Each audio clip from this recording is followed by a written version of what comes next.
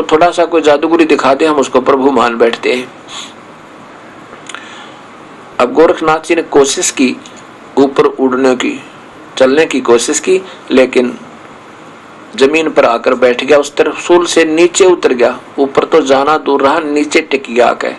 अब ये बात नहीं कि वो आकाश में और आगे नहीं जा सकता था, ये सिद्धि थी उसमें आकाश में उड़ जाने की और फिर दूर तक चला जाने की, लेकिन परमात्मा के सामने वो सिद्धि फेल होगी। अब सिद्धि क्या है? साधना से कुछ नियंत्रित क्रिया बन जाती है, आध्यात्मिक कारण बनकर। अब जैसे ये घड़ी बनी हुई है, इस घड़ी में सुई चल रही है और ये स्टील की है, और इसको सामने अगर चुंबक लाकर रख देना थोड़ी सी इतनी दूरी पर भी, तो ये वहीं जाम हो जाती, आगे नहीं चलेगी। ऐसे परमात्मा के सामने ये सिद्धियां निष्क्रिय हो जाती हैं।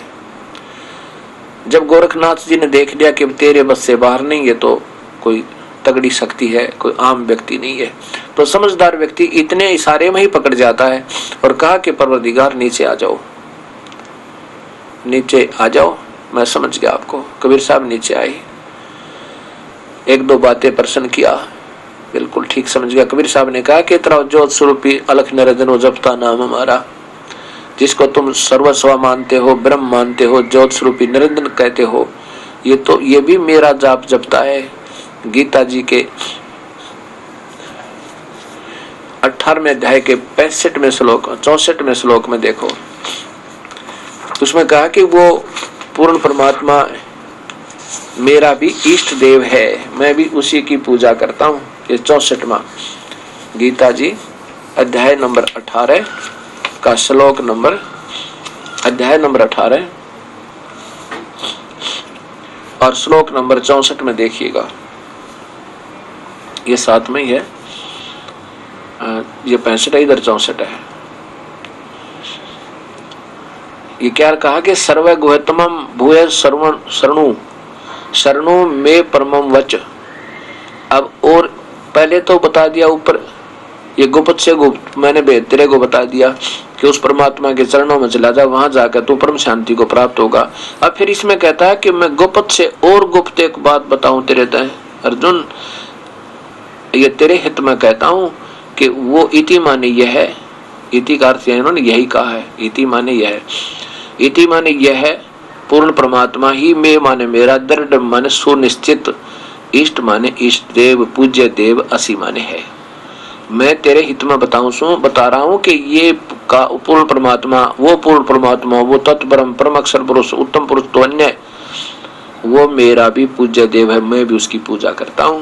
तो यहाँ कबीर साहब कहते हैं तेरा ज्योत स्वरूपी अलख निरंजन ये जपता नाम हमारा, वो भी मेरा ही, मेरा धरता ध्यान, हमारा ध्यान रक्त करता है, वो हमारा ध्यान करता है। अब जैसे प्रश्न था ना कि वाल्मीकि जी ने मरा मरा मरा राम राम करने लगा। अब चाहे कोई मंत्र कर लो, किसी भी नाम का, चाहे राधेश्याम सीताराम कर लो, पर इससे वो तप से सिद्धि आती है, नाम से नहीं आती। उसकी तप की साधना से सिद्धि आ जाती है, वो बैठ कर मेडिटेशन करने से कुछ एक फल मिलता है उसका, कुछ सिद्धियां आ जाती हैं, लेकिन मुक्ति नहीं हो सकती नाम होते हैं। कोई भी नाम का मंत्र है उसकी आराधना कर लो, लेकिन उसे अन्य वो तो और उपलब्धि हो जाएगी। जैसे आम की जगह पर किक्कर का बीज लिया, वो भी उगेगा और उसका फिर फल वो नहीं होगा जब आम वाला होगा। ऐसे तो इस बात को गोरखनाथ कहने लगा, जी एक बात बताओ, मैं आपकी एक परीक्षा और लेना चाहता हूँ, फिर मैं आपको स्वीकार कर लूंगा अपने गुरुदेव रूप में। तो कबीर साहब ने कहा वो भी कसर निकाल ले भाई, अपनी सारी शंका मिटा ले कि ये साथ में 2 किले पर गंगा थी जहाँ ये गोष्ठी हो रही थी, कि गंगा पर चलो एक बार। कबीर साहब वहां गंगा पर चले गए, दर्शक भी पहुंच गए। गोरखनाथ जी ने गंगा में गोता लगाया और वहां पर मछली का रूप बना लिया और पहले कहा कि मुझे ढूंढ देना, मैं इसमें गोता लगाऊंगा तो मैं तुझे अपना गुरुदेव मान लूंगा। अब अंदर जाकर के गोरखनाथ जी ने एक मछली का रूप बना लिया, गोता लगा के, डुबकी लगा करके गंगा में। कबीर साहब ने पकड़ के वो मछली और बाहर लाके गोरखनाथ बना के बैठा दिया पटड़ी पे। तब गोरखनाथ जी ने चरणों में शीश टेक दिया और नाम लिया, उपदेश लिया अपने प्रभु ते तब कबीर साहब ने कहा था कि गोरखनाथ सिद्धि में भूला फूला टूणा टामन टूणा, गोरखनाथ सिद्धि में भूला और टूणे टामन हांडा फूला। ये सिद्धियों को तो टूणे टामन बताए संतों ने, ये भक्ति के लक्षण नहीं है।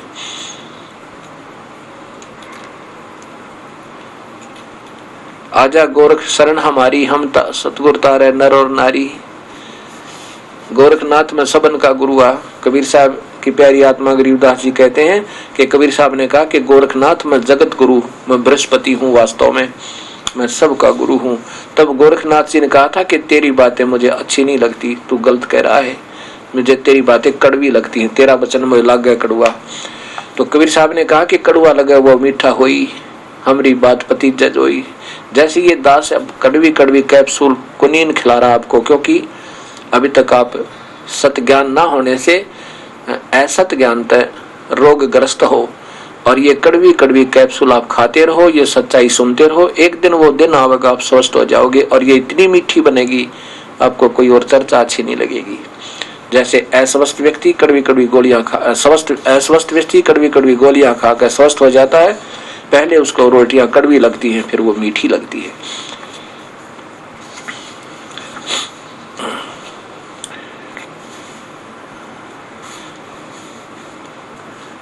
कबीर साहब ने बताया, नाथ जी ने पूछा था कब के भय बैरागी, कबीर जी कब से भय बैरागी, तुम कब से ये वैष्णव बन गया, कब से भक्त बना तू। नाथ जी जब से भय बैरागी, मेरी आद अंत सुध लागी। धुंधकार आद का मेला, नहीं गुरु ना कोई था चेला, जब मैं अकेला था। तब जब का तो हम योग उपासा, तब का फिरूं अकेला। धरती ने जब की टोपी दीना, ब्रह्मा ने जद का टीका, और तेरे शिव शंकर से योगी ना थे, जब का झोली सिक्खा। द्वापर की हम करी फावड़ी, त्रेता का हम दंडा, सतयुग मेरी फरे दोहाई, कलयुग फिरू नो खंडा। और गुरु के वचन कर साध की संगत, ऐसे अजर अमर घर पावे। कह कबीर सुनो हो गोरख, हम सबको तत्व लखावे, हम सबको ही सत्य ज्ञान देते हैं।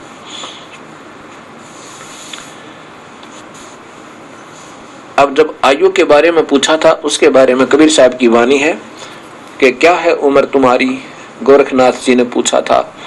तो बताया था कि जो कोई पूछे बावरा क्या है उम्र हमारी, संख असंख्य युग पर ले गए हम तब के ब्रह्मचारी। ये करोड़ निरंजन हो गए परलोक से दारी, हम तो सदा महबूब हैं ये सो हम ब्रह्मचारी। अरबों तो ब्रह्म आ गए 49 कोट कन्हैया, और 7 करोड़ तेरे शंभू मर गए, मेरी एक नहीं पलैया। ये तेरे जो अजर अमर कहते हो ना शिव जी, मृत्युंजय है मृत्युंजय है, उसको वो तो नहीं गए 7 करोड़ मर गए, वैसे तो ये और ज्यादा खत्म हो जाते हैं। कहते मेरी एक नहीं पलैया। अब यही सोचकर चलो अभी, क्योंकि ये पीएचडी की बातें आएगी थोड़े से दिनों में आपके सामने, तब आपकी ये बुद्धि और ज्यादा काम करने लग जाएगी इस ज्ञान के आधार पर। अब ये शिव जी को अजर अमर कैसे मान लिया अनजानों ने, कि ब्रह्मा की आयु 100 युग है, 100 वर्ष की है। एक इन देवताओं का देव वर्ष कैसे होता है, 1000 चतुर्युग की। वैसे तो ये 72 चौकड़ी युग होते हैं, 1008 चतुर्युग बनते हैं, लेकिन सीधा सा लेकर चलते हैं। 1000 चतुर्युग का दिन, 1000 चतुर्युग की रात ब्रह्मा जी की हुई।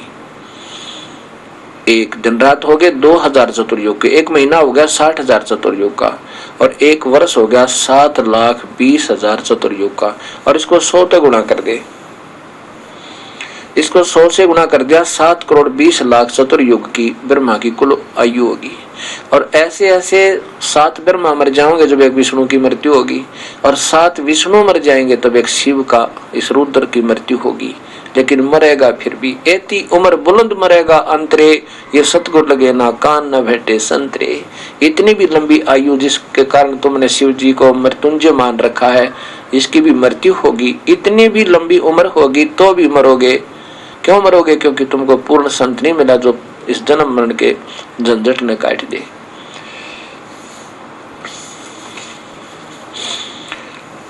तो कबीर साहब से गोरखनाथ जी ने पूछा कि हे प्रभु, आप कहाँ से आए हो? ये तो पहली बार ज्ञान सुनाया आपने, क्योंकि सृष्टि रचना का पूरा वर्णन सुना गोरखनाथ जी को। जब तक हम सृष्टि रचना नहीं सुनेंगे, तब तक हम इसको सत्य नहीं मान लेंगे, तब तक हमारी बुद्धि भक्ति मार्ग में सुचारू हो नहीं सकती, न शास्त्र समझ में आवे। तो ये जरूरी समझना होगा, इसलिए ये दास बार बार आपको सृष्टि रचना सुनाता हुआ आ रहा है, और उसको सुनते रहना। ध्यान से याद करो क्या बताया।